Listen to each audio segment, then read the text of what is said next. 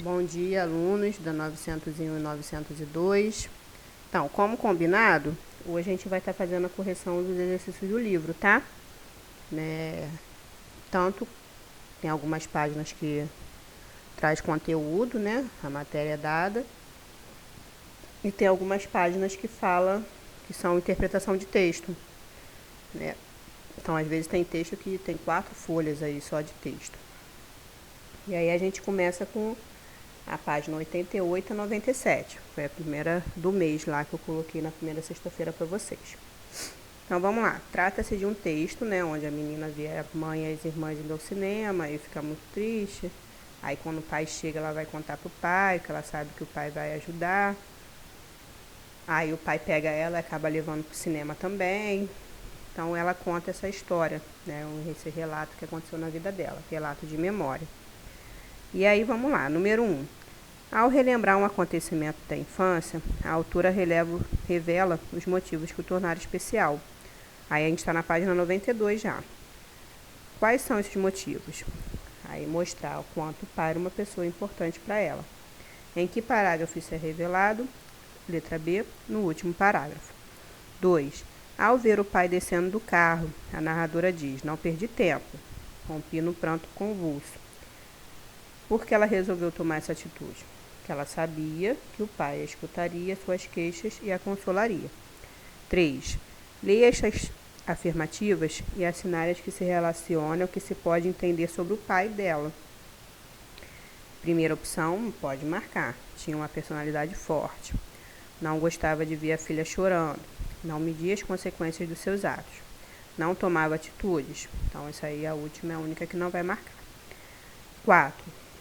Sabendo que um filme mudo é aquele que não possui trilha sonora própria, sendo acompanhado em geral por músicas executadas ao vivo no momento da exibição, você diria que o filme que a Zélia assistiu era da época do cinema mudo? Sim. Né? Dá a entender no texto que o filme era mudo, sim. Aí, página 93, número 5. Qual a intenção da autora resgatar essas memórias? Registrar sua história pessoal para as pessoas conhecerem mais sobre ela. Então, continuando na página 93, número 1. Tem um trecho para a gente reler. Que elementos do trecho permitem ao leitor visualizar a cena? As grades de ferro do portão da rua, a borda da janelinha do porão. Letra B. Além de evidenciar os detalhes, a autora se refere também a uma sequência de ações. Aí colocam aí os verbos que indicam essas ações, né? Resolvi esperá-lo, me plantei. Letra C. Considere suas respostas nos itens anteriores. Identifique as sequências textuais. Sequência descritiva, quando descreve, né, a cena. E sequência narrativa, descrevendo as ações que ela tomou.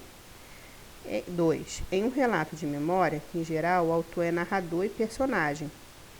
Letra A. Que elementos linguísticos mostram a autora como narradora e ao mesmo tempo personagem? O uso dos verbos em primeira pessoa, né? Seria possível um texto de relato de memórias escrito em terceira pessoa? Não, né? Porque seria um narrador que não participa da história, que conta o que observa. Aí não seria um relato de memória, né? Página 94, número 3. Observe que a autora reproduz fala de personagem por meio de diálogo. Aí tem uma estrofe aí do diálogo. Considerando que você observou, qual a importância do uso do discurso direto na escrita de um relato de memória? Ele dá uma vivacidade e uma dramaticidade aos relatos, né? Número 4. Ao finalizar um capítulo, o autor reconstrói uma cena vivida no passado. Letra A. No capítulo lido, a autora finaliza com a cena de um homem gigante segurando a mão de uma garotinha. A que elemento do texto pode ser associado a essa cena? Ao próprio título, né? Papai o Gigante. Que pode ser entendido sobre a relação entre pai e filha? Uma relação de cumplicidade e proteção. Aí, número 1, da parte de linguagem. Nos relatos de memória, algumas palavras utilizadas na sequência permitem ao leitor visualizar em detalhes o que está sendo relatado. Releia o primeiro parágrafo. O que as palavras baixinho, arrasada, penalizada e infeliz indicam no trecho? Indica como a autora se sentiu ao ver a mãe e as irmãs indo ao cinema. Página 95, número 2. Aí vem aí algumas frases, né, com sentimentos e impressões da autora. Copie as expressões desses trechos que são figuras de linguagem. Aí cada um a gente copiaria uma. Então, primeiro, peito aberto. 2, gigante quase alcançando o céu. 3, meu coração estourava de contentamento.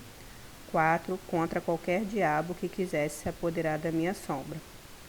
Aí você identificaria o nome dessas figuras de linguagem. Número 1, é uma metáfora. Número 2, metáfora e hipérbole. 3, duas hipérboles. E 4, metáfora. Isso aí tudo, figura de linguagem, já foi visto, né? 3, lá em anos anteriores. 3. Vou passar aqui o slide. Que palavra ou expressão desse trecho faz referência à época em que aconteceram os fatos narrados por Zélio? A palavra fita. Tá aí, ó, fita mais apavorante. A palavra fita, que era um sinônimo antigo para filme de cinema, né? Essa palavra pode ser considerada uma variedade linguística? Sim, é uma variedade linguística relacionada a uma variação histórica, tá? Aí o número 4, a resposta na página 96, aí você colocaria, só ligar, aí ficaria inverso, né? A gente inverte a ligação aí. No trecho 1, o registro é mais informal, e no trecho 2, o registro é mais formal, tá? Número 5. Tem um trecho aí, observe os tempos verbais empregados. Há mais verbos no presente, no pretérito ou no futuro, né? Lembrando, pretérito passado. Então, predominam os verbos no pretérito, né? Aí tem aí alguns exemplos. Deixou, estava, desejava, verbos no passado. Isso é um relato de memória, algo que já aconteceu. Por que a predominância desse tempo verbal? Porque os fatos já tinham ocorrido, né, como eu acabei de falar. E a página 97, geralmente quem escreve um diário não pensa em publicá-lo. O que levaria a escrevê-lo, já que não se espera que outras pessoas leiam? Aí você escreve para expressar sentimentos, refletir sobre a vida, mas é uma resposta pessoal. Que elementos característicos do gênero diário estão presentes nesse texto?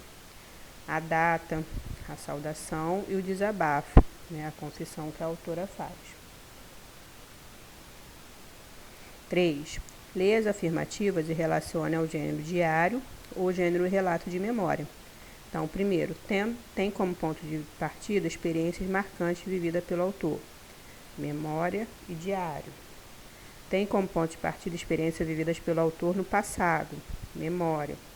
Registram-se fatos e experiências vividas principalmente no presente. Diário. Presença de sequências textuais narrativas. Memória e diário. Escreve-se em primeira pessoa. Memória e diário. Trata-se de um registro íntimo e restrito, pois originalmente não se dirige a outras pessoas. Diário. Tá? Então, aí a gente foi da página 88 à página 97. E como eu falo com vocês, no livro, né, eu coloco a resposta aqui, mas não necessariamente tem que copiar, escrever igual a minha resposta, tá? Tem que estar parecido, tem que ter o mesmo sentido, aí pode ser considerado correto, tá ok? Então, um beijo a todos, fiquem com Deus.